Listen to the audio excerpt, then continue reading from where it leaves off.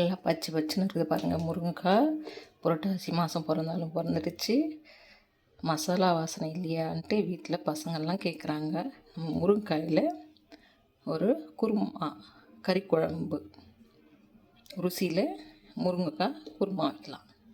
தேவையான பொருட்களை பற்றி நம்ம இப்போ பார்க்கலாம்.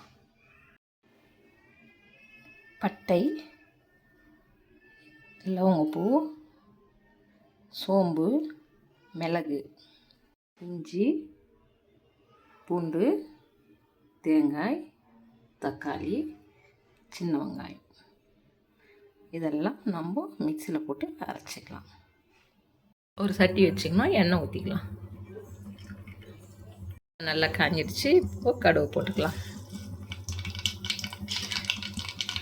ஒரு 10 பல்லு போட்டுக்கலாம்.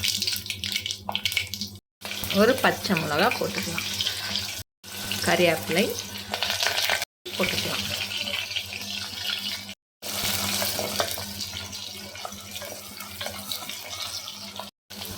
இப்போ நம்ம முருங்கைக்காய் கட் பண்ணி வச்சுன்னு இருக்கிறோம், இதையும் போட்டுக்கலாம்.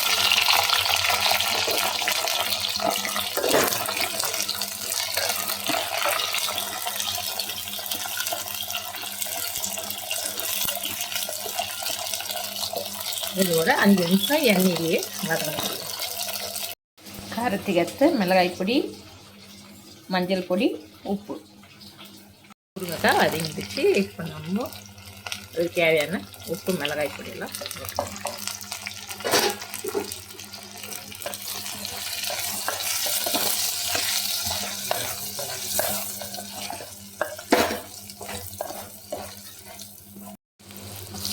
இதில் 2 டம்ளர் தண்ணி ஊற்றிக்கலாம்.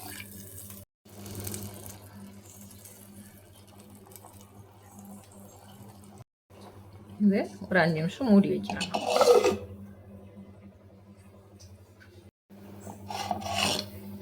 நல்லா கொதிக்கிட்டு பாருங்கள். இந்த டைமில் நம்ம எல்லாத்தையும் மிக்சியில் அரைச்சி வச்சோம்ல, அதை பேஸ்ட் பண்ணிக்கலாம். மசாலாலாம் ஊற்றிட்டோம்.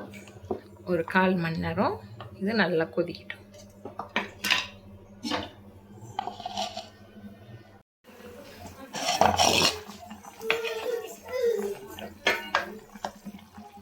முருங்கைக்காய் நல்லா வந்துருச்சு பாருங்கள். கறி குழம்பு மாதிரியே முருங்கைக்காய் குழம்பு ரெடி.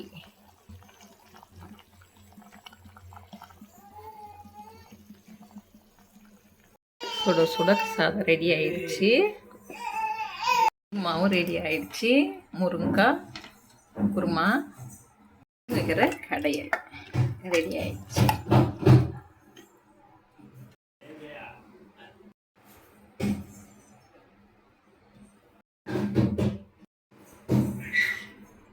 சூப்பராக இருக்குதுங்க. கறி குழம்பு மாதிரியே இருக்குது. நீங்களும் ஒரு முறை ட்ரை பண்ணி பாருங்கள். சேனல் நிறைய பேர் பார்க்குறீங்க, ஷேர் பண்ணுங்கள், லைக் பண்ணுங்கள். அடுத்த வீடியோவில் சந்திக்கலாங்க. பாய்ங்க.